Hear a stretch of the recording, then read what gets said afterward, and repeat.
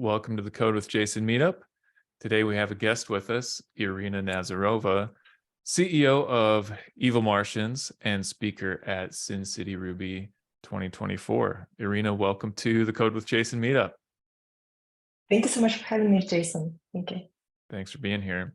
Yeah, it feels kind of funny because you've been on the podcast a couple of times, and this is so similar to the podcast, but it's a slightly different thing. Anyway, for our guests here, would you like to introduce yourself? Sure. Hey, everyone. I'm Irina. What can I say? I used to be a Ruby engineer, and before that, a C++ engineer, actually.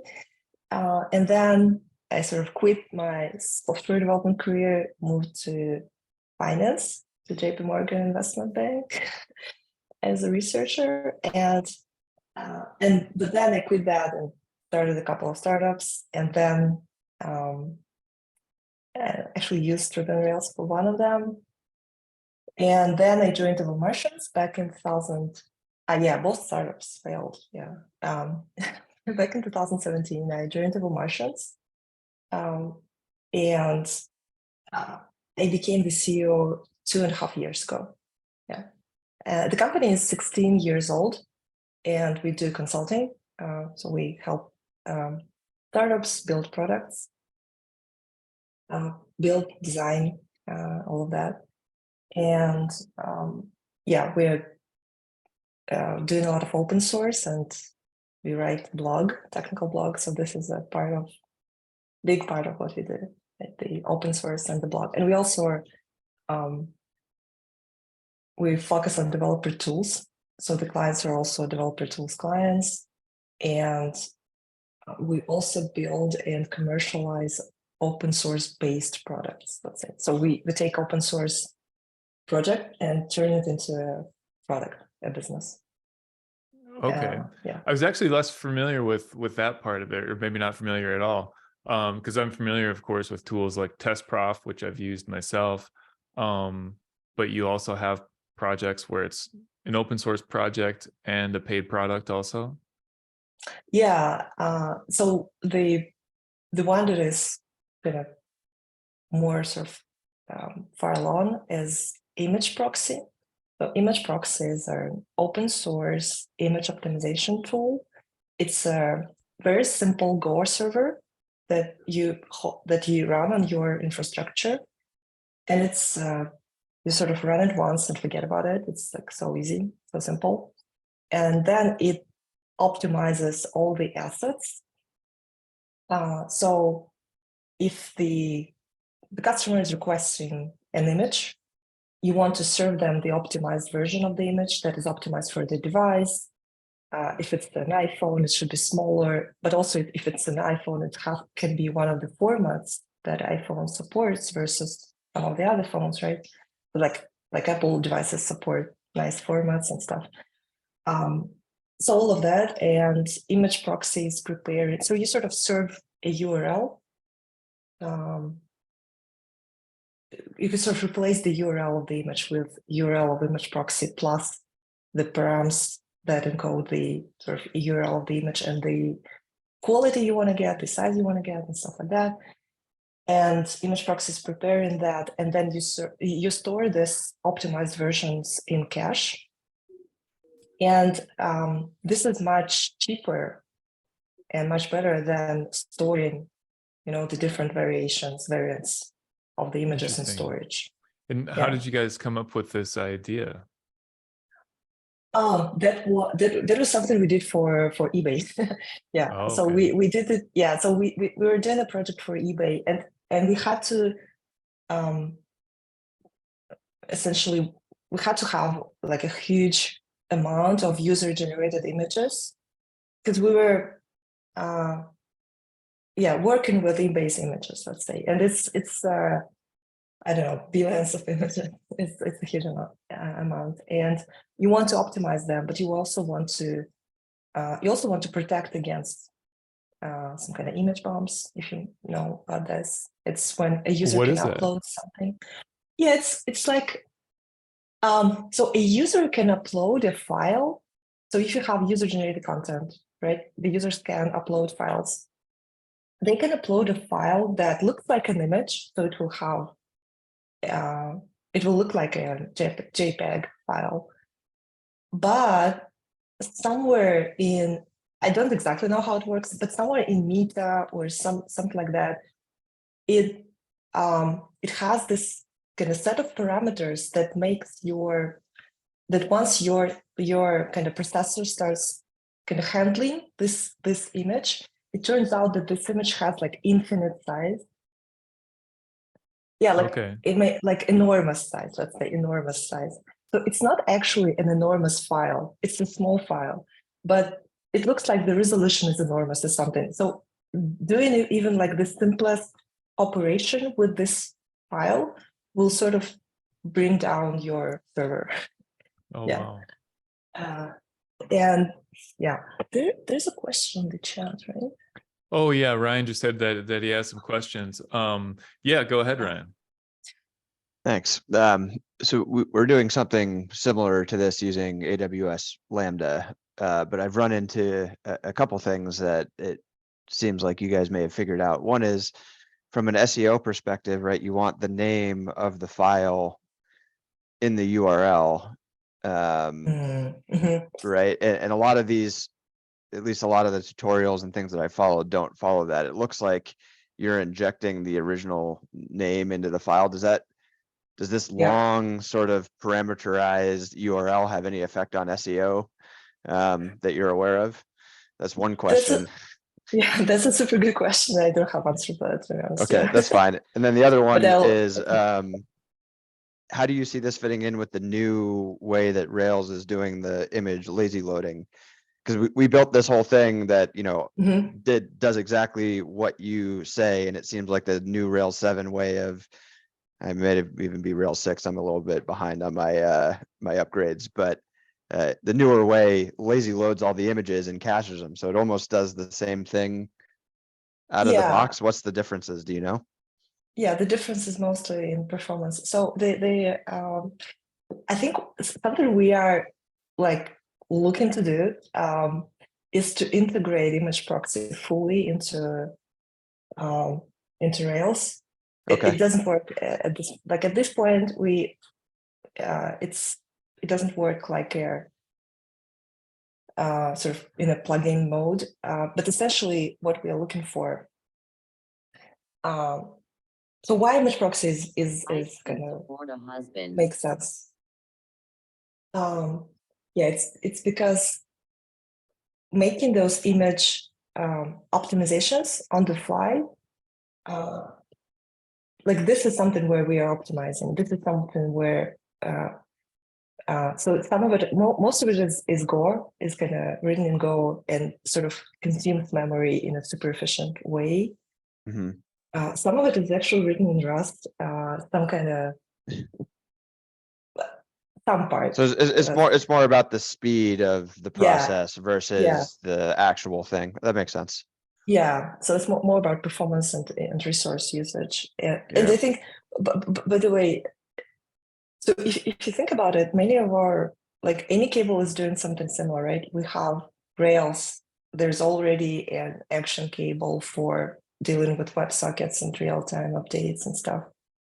But on our projects, those are mostly seed stage, Series A stage projects where they already have a product, they build it out, you know, their users, and now they have to grow, and they sort of bump into performance bottlenecks. And this is where it sort of makes sense to separate those kind of parts of the system that are super heavily loaded and maybe use other languages to just make sure that the the resource usage is super optimal. Does the so you're not storing the original file then, right? You're doing all the stuff browser side and then saving the whatever the optimized version is. Yeah, so we do it the other way around. We go direct to S3 and then we do the optimizations and the edits on AWS Lambda and then cache that, right? So we do it the other way around. Well, Well, to be clear, so if something is not cached, right, you still need to pull it from AWS, from the storage. Mm-hmm. So we are pulling, yeah, this is kind of the longest part of the journey, getting the image from S3. So we kind of download the image and then we optimize it, in like super low milliseconds. And then we serve it to the client and put it in cache. Yeah. Got it. Okay. But I think it's I similar. have your website up here, so I'll dive into it after the call, but it looks interesting. I run into these edge cases as I'm trying to do it. I'd rather not have to maintain it. Yeah. So if there's something out of the box that I can use, I'll just swap it in. Yeah, there are many, there are many things you can use. Yeah, and again, it's open source. You can use it, and like I said, we even had we once gave a test task to a new potential candidate to write an full integration between image proxy and Rails. This is how kind of evil our test task are. Anyway, I mean, it was not an easy test task. I think like a home assignment for just a candidate. We were not it's a complicated area. You'd think it would be like, it feels straightforward, but as you dive into it, there's all these edge cases that you have to deal with. So I understand that, but thank you for working on it. So is the primary aim to save on CDN, what you store, the storage use, or is it some, go on. Yeah, the primary aim is to optimize the load time for the image, right? Because like slow images, unoptimized images are sort of the biggest. Every time you have unoptimized images, they are the #1 component in load time on the page. If you have unoptimized images, and if you have user-generated content, you have to optimize. Not just kind of statically, but dynamically, right? In the application. So this is the goal, but then you can so we had sort of traditional way of doing this, and the traditional way is sort of prepare the variant. Let's say we have 4 main types of devices, like extra small, medium, large, whatever, something like that. And we sort of prepare the variations and we store them in S3, and that's how, so we have one of the first, I remember this, one of the first users of Image Proxy Pro was this company called PhotoBucket. And they are maybe some people who've been around on the internet for like longer time, they remember PhotoBucket because it's a website where you used to store your images and stuff. So they have huge, first of all, a lot of images. Second of all, those images are huge because it's photos, often photography. And they used to store the image variations, like the variants. For every, imagine you have like this huge image, like for photography, right? A photo, and then you optimize it for mobile, for desktop, and for huge desktop, and you store all the versions of this image on S3. So this is, and you do it when the person is uploading the image, right? Maybe in a background job, but it's kind of the background job is initiated when. What was the word of this? We had a gem of Rails that was doing exactly that. Paperclip. And Carrier Wave did it that way too. Both of the image processing gems did it synchronously, so it slowed down the initial load because it had to create all the variations. And then, so like, this is like image processing on the fly. All you have to do is upload the first one. And then the first time the image is requested, it generates all the variations on the fly, caches them in your CDN and serves them, right? And then they're cached. So that's my understanding of it. Your system may be different, but that's sort of the general. We're actually, we're generating what is required on the fly. So on demand, it's on demand optimization. Right. So yeah, exactly. So it turns out, first of all, many images, many variations are not required. I mean, you generate them and they sit in your storage, and storage is expensive. And it doesn't make sense to keep them in the storage because like storage provides all the guarantees, you know. So keeping something in storage means you're paying for multiple times, essentially, right? You're paying for the backups, for sync between backups and stuff, you know, it's a lot of stuff. And you actually only need the original one in storage, and then because you don't want to lose it. And then everything else is much better in cache, because if you lose it, you just regenerate it. That's you know. Our storage costs, I think, were like 80% less after we made the change, and you have to pay a little bit more for the CDN, but it's much cheaper than S3 if you're on Amazon, right? The CloudFront's way cheaper because you only serve what you need, what you use. Yeah, perfect. Yeah, that's exactly the idea. So yeah,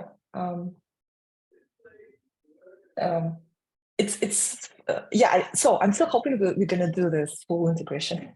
And by the way, we're gonna do it because there's one reason.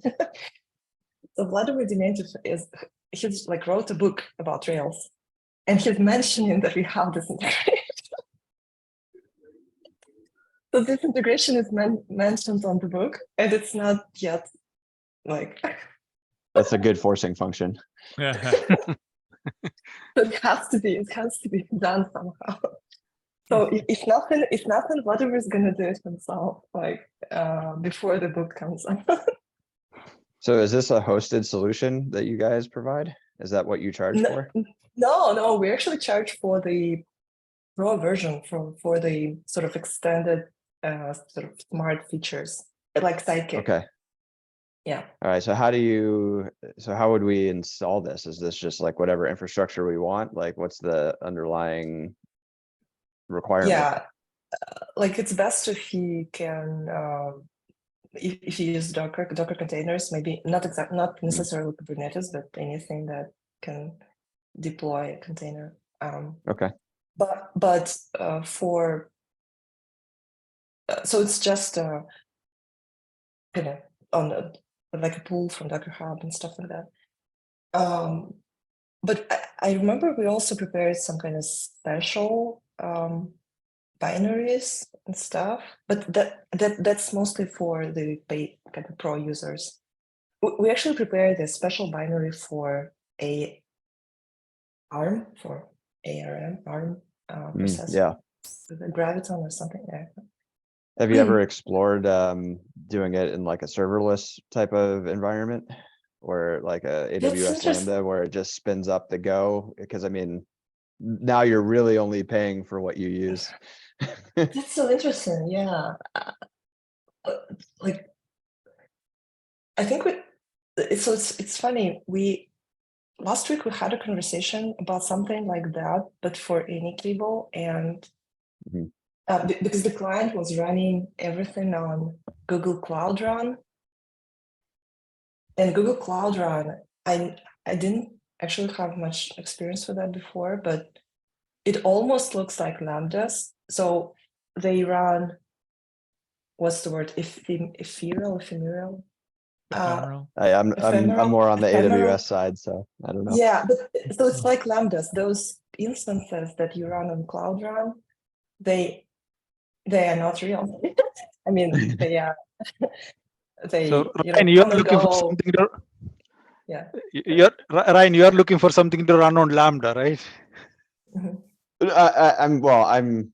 That's how we do it. I'm just curious if I'm more just trying to understand how you guys are approaching it, just to see if there's anything I can learn or adopt. But you know, I found there's not one right way to do anything. There's multiple ways to approach it. So yeah, it wasn't necessarily a leading question there. I mean, I'd probably ask the team about that. And your SEO question was also interesting about the file names. Yeah. Yeah. I was just gonna say, those are the things that I wrestle with for my implementation of it. So I was just looking for, you know, insight on how other people are approaching it, but there's no urgency there. So yeah. So thank you for sharing. All right, so changing topics, I wanted to ask you, Irina, about your travels. So you went to, well, why don't you tell me? I remember some of the places you went to, but I don't remember. So tell us about that. Oh, that's a good question. It's funny, we wanted to discuss this the last time and we failed to, and we were on the brink of doing the same thing right now. Yeah. Okay, let me try. Let me try to sum it up. So first of all, Jason, you and me met in Paris on Paris RB. This was probably the first one, and then I also went to Tbilisi to sort of our Evil Martians meetup, something like that.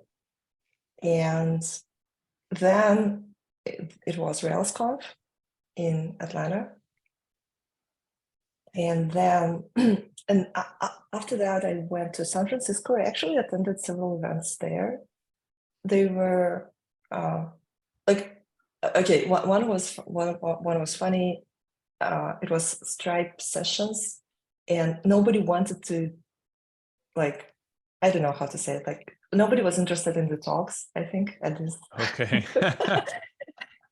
Yeah, but with one exception, they had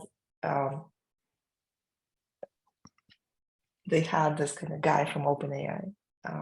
Oh, Sam Altman? Sam Altman. Yeah, Oh, wow. Sam Altman. Yeah, they had this Sam Altman on stage, 3,000 people in the audience listening to this guy, right? And but you sort of read everything Sam Altman says on your Twitter anyways. So it gets sort of promoted all the time, everywhere anyways. And then so that was kind of interesting, I guess. And I went to a small meetup by a company called Orbit, Orbit.love, actually, this is their website.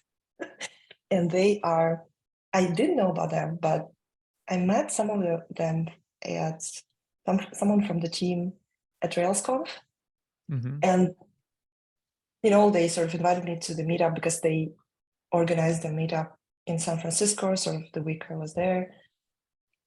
That's interesting. That's a Rails-based product, and they do community, like products for building communities, let's say. Okay. Yeah. And I also went to almost like a conference by this venture fund, HeavyBit. So HeavyBit is investing in products for engineers, and they did like this whole, I don't know, three different roundtables and plus 3 different talks, so like half a day of content about like products for engineers, not Rails specific, but all about products for engineers, how to build those companies, what's the current, kind of investment climate, and also how AI is affecting all of that. And because of that conference, I bought a book. Where is it? This one. I don't know if I'm going to read it. I don't know if I'm going to be able to read it. It's this book. Oh, wow. It looks like some serious stuff. Law, policy, and practice. And well, it has links to all not just the law, but the precedents, right? The legal cases. Okay. So, I mean, I'm not sure. That was optimistic. Yeah. But yeah, they sort of cover a lot of the business models and the particular companies that use those models, right? That part is interesting. Okay. But also the legal part is, I don't know. Yeah, I'm sure there's a lot there. Yeah. So something that, and then so the last one was Athens. So I went to Rails SaaS in Athens.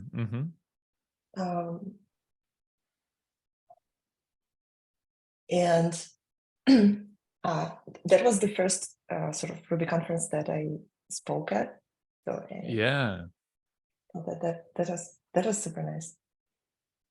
So yeah, something like that. And next week I'm going to Barcelona for Barcelona Dev, something like that. I'm just accompanying our Andrei Sitnik, who's going to talk about CRDT. who's gonna talk about what? About I'm gonna write it down in chat. It's about CRDT. It's okay. It's what's the conflict-free replicated data type? Oh, never heard of it. Yeah, it's something. It's like an algorithm essentially, or like an approach that you use to resolve conflicts in essentially in distributed systems. So if you have a distributed system where people are, maybe your users are interacting with the same resource, maybe it's a text, maybe it's something else. So they are making changes to the same text, let's say. And there are like conflicts occur, right? Because, well, you and I just changed the same word. Yeah, CRDT is how the present version of Google Docs is resolving the. I hope I'm not mistaken here, but I'm not sure. I'm not 100% sure about Google Docs in particular, but I think they are using CRDT now. Okay. Yeah, so this is something where, and Andrei has a product that called Logax, a server that is handling those, essentially building the CRDT types and kind of how to resolve those conflicts and stuff. Okay. Something like that. So yeah. Yeah. And that's the coming up.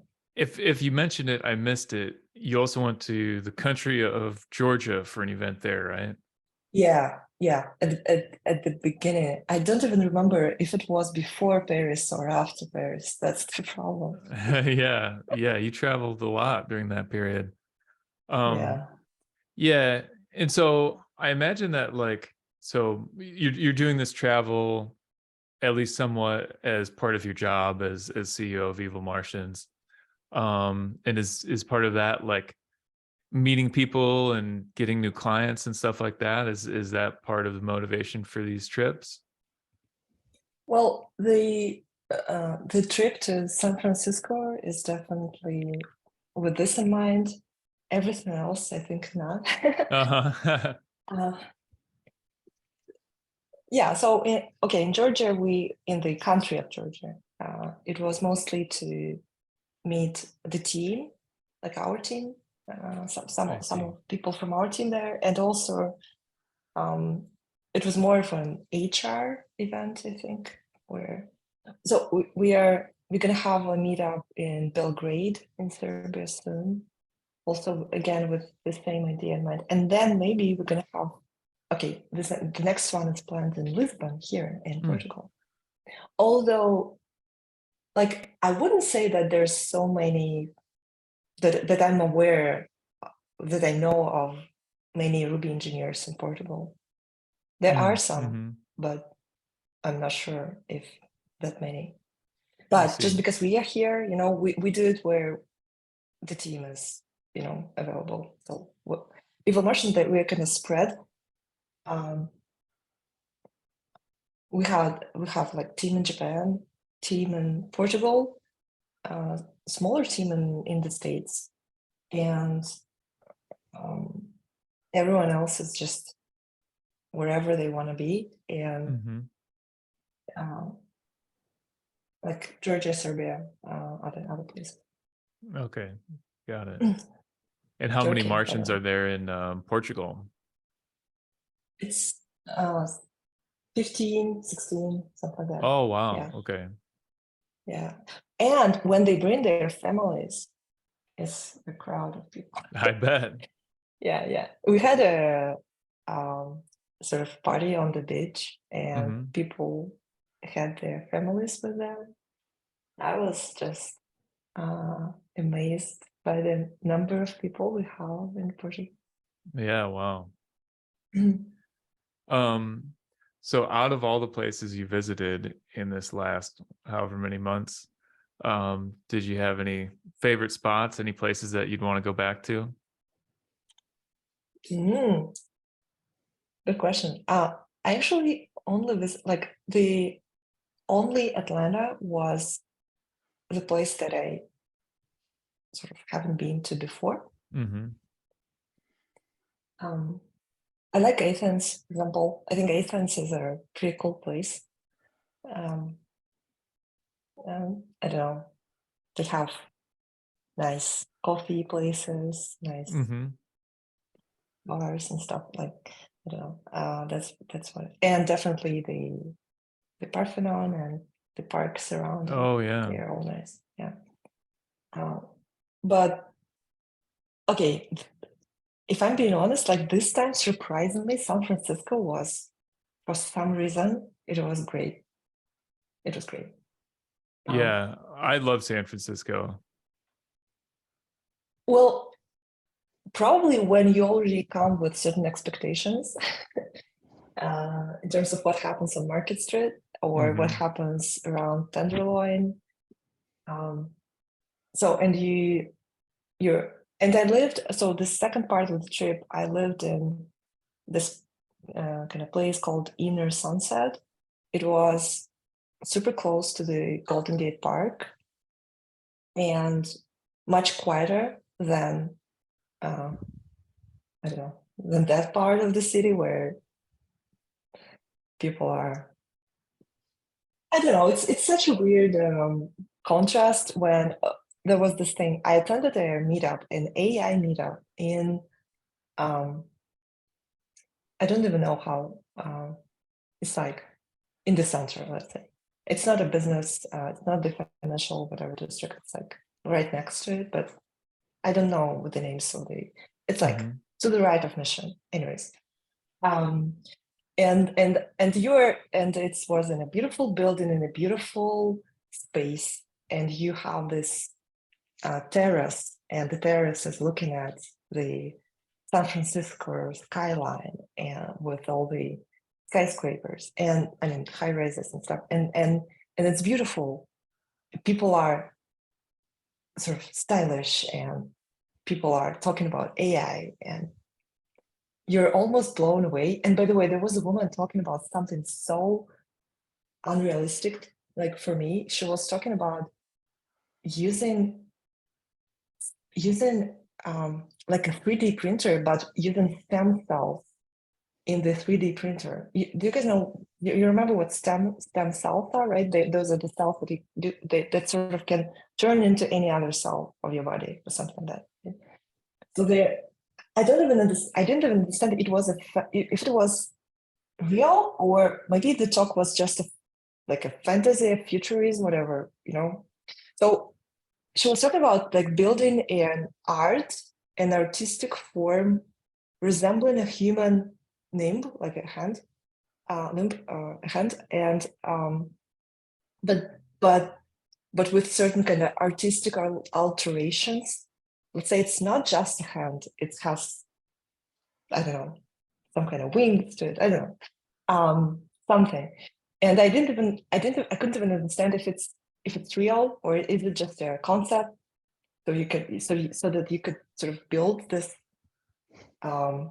alternative version of a human body part with something like a 3D printer, but in a laboratory using stem cells and stuff. So this thing happening, right? And she's using AI to I would just want like a sixth finger or something. That seems like it could be useful. Yeah.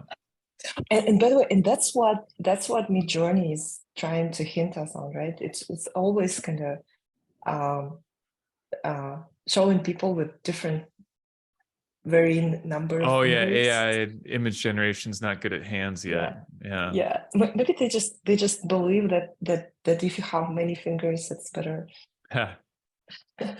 Yeah. So something like that, right? And then you go and then you exit this event and you are surrounded by people doing drugs and right there. Yeah, I mean, right there, right? Just so this is again like crazy contrast, but yeah, it's crazy. I think maybe once you are used to it, you've accepted it, you think it's you're not in shock anymore, and then all the other benefits of San Francisco are it's beautiful parks, beautiful kind of even within the city, beautiful little hikes. I like the weather, so all of that, and then you can go to different meetups and see people. Yeah. And in my experience, all the food in San Francisco is really, really good. Yes, exactly. By the way, it is expensive, but it is good. That's the thing, right? And sometimes by the way, people sometimes say that food in Portugal is good. That's not true. Food in Portugal is pretty bad.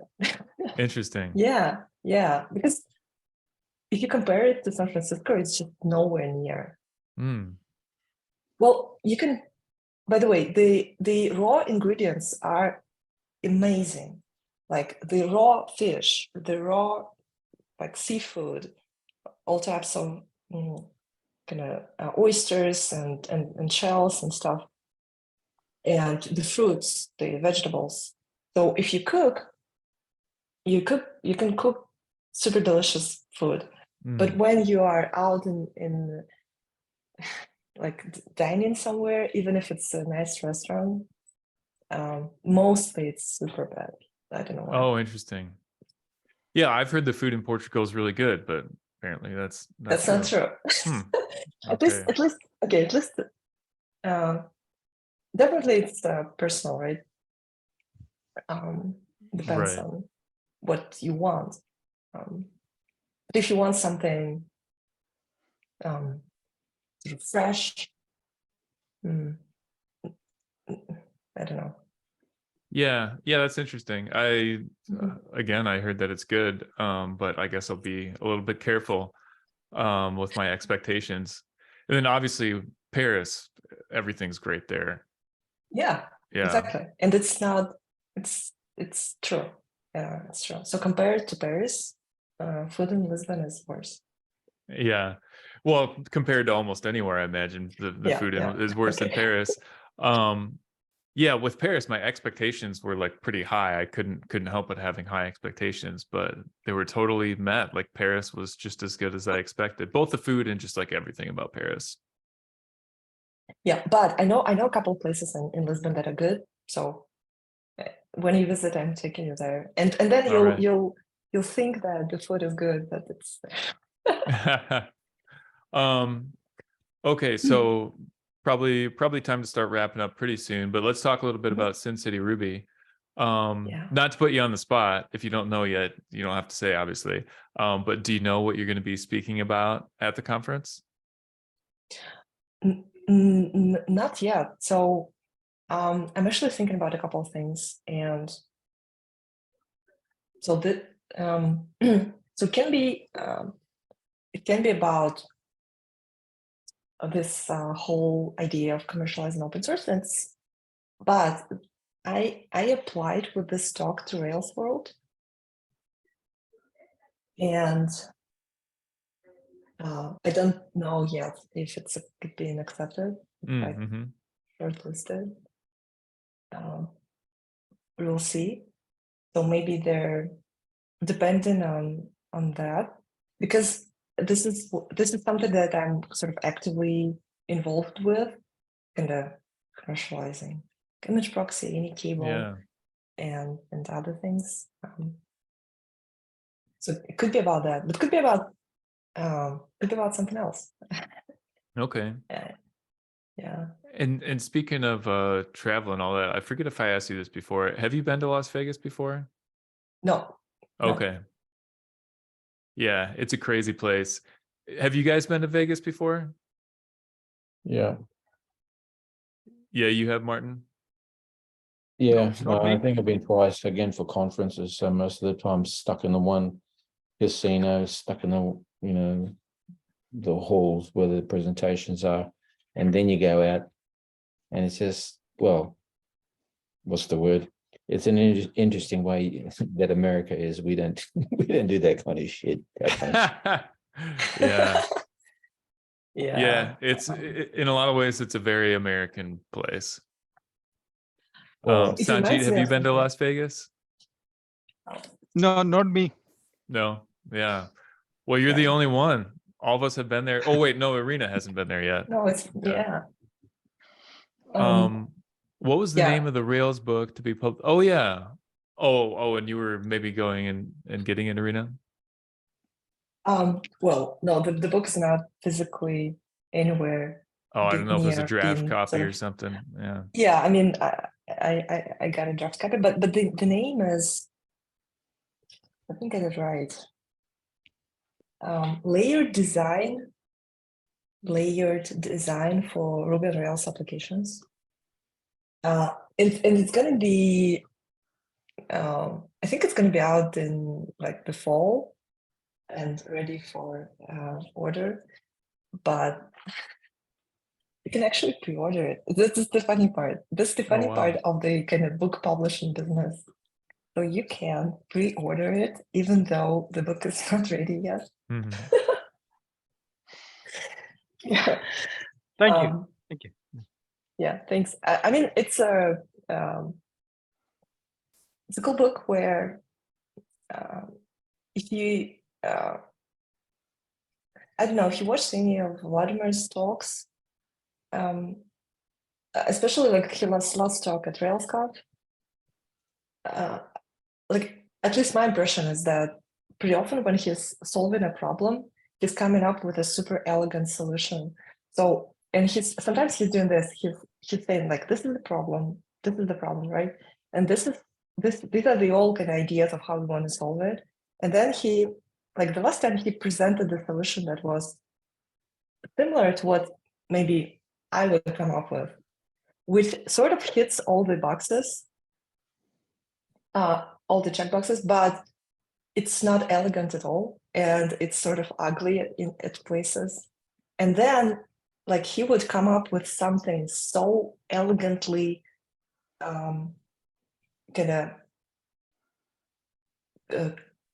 so elegantly built into Rails, so that he would come up with something that is organic or something. I don't know what's the word, but like natural, feels natural for Rails.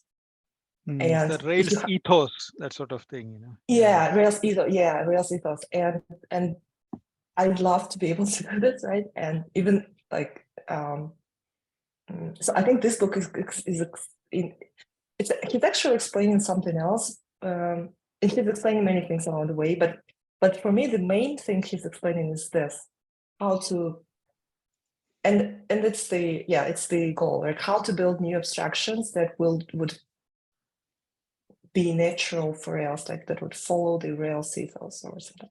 Like how to, or you could think about this, how to solve problems in a way that is natural for Rails. The Rails way, that's what, Yeah, because once you got this, it kind of continues helping you.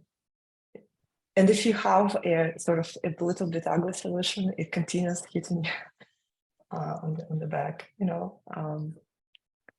that's often, and it's like about maintainability and stuff, right? But it also looks beautiful. So part of it is explaining how like rack works, how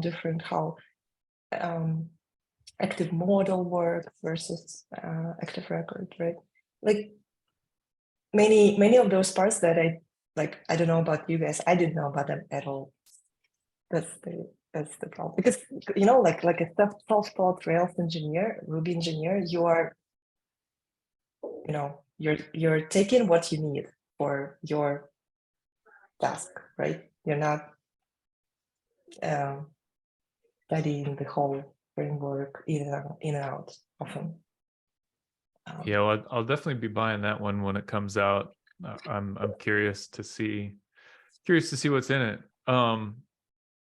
let's see. So a couple more things about Sin City Ruby. It happens March 21st and 22nd. Obviously in Las Vegas. And Irina will be speaking there, of course. And Vladimir Dementyev, as we mentioned. Obi Fernandez. Let's see, Adrian Marin. Trying to think of who else is announced so far. Oh, Jeremy Smith. Yeah. So that's gonna be amazing. Yeah. Yeah. So, dear viewer, I hope you come join us at Sin City Ruby. Brian, I know you're at least thinking about coming. Sanjit and Martin, it would be a little longer of a trip for you guys, especially you, Martin. But I hope you guys consider coming too. No, I can't come because I've got 6 weeks in Malta starting May next year. So, oh wow, it'd be a bit stretching it to ask the boss if I could go on 2 holidays. Yeah. Anyway, tickets go on sale July 17th, and there'll be 100 tickets made available. And so you can go to sincityruby.com to get on the email list to be notified when tickets go on sale. Lastly, Irina, is there anywhere you want to send people to see what you're up to, what Evil Martians is up to, that kind of stuff? Yeah, first of all, I want to mention this amazing letter from Jason, and it always has the most beautiful stamps like this one, like a flower. Yeah, I think maybe so all 5 of us here. Well, I'm not sure about you, Martin, but I know at least Sanjit and Ryan and Irina, of course, you guys are recipients of the snail mail newsletter. Yeah, that's been a lot of fun. It's just so imagine I'm here in Lisbon. I'm not. It almost feels like I'm in somewhere in the woods, like compared to where everyone is. So I'm so kind of detached. But when I being able to get a physical letter and kind of sit down with a. So I was reading it in a park on a bench. It's and not reading from the screen of the phone for a change. That just gives you a completely different level of like feeling connected, I think, to the community. So yeah, well, it makes me really happy to hear. Yeah, great. Yeah, this is a great newsletter, and yeah, I'm really looking forward to this. You have no idea, Jason, how thrilled I am, and Vladimir is. I know.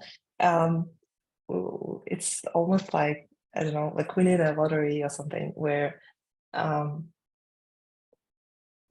we have this amazing conference that you're going to be organizing, and it's in the future, right? It's March next year, but it's something to look forward to. Like great, like something bright in the future. So that's amazing. So super, yeah, looking forward to that. And again, I'll just recommend everyone to maybe sign up to Evil Martians newsletter. So we got this. It's not nearly as amazing as Jason's newsletter, but it's pretty utilitarian. It's just a newsletter. You go to evilmartians.com and you can sign up for the newsletter. It's just the updates from our blog. But yeah, we do put a lot of effort into making super useful technical content on the blog. So a lot of it is about Rails, but it's also about like front end, design, some other backend technologies but we had an article about Crystal recently. So it's a Ruby-like typed language. So yeah, well, I've actually been subscribed to Evil Martians for over a year. Oh, seriously? Thank you. Thank you. That's amazing, Martin. I'm so happy about it. The articles are great. They explain it to me imperfect details. I like the nitty gritty, even though it's a little bit beyond my level. I enjoy I enjoy something that's advanced versus just the normal that everybody else writes, you know. Yeah, So I was gonna say the Evil Martians blog posts are always very thorough and in depth, with which I appreciate. Yeah, thank you guys. So that's it, I think. Yeah, all right. Well, Irina, thanks so much for joining us today. Martin, Ryan, Sanjeet, thanks for joining us, and we'll see you all next time. Thank you guys. Have a super nice day. Yeah. You too. Bye.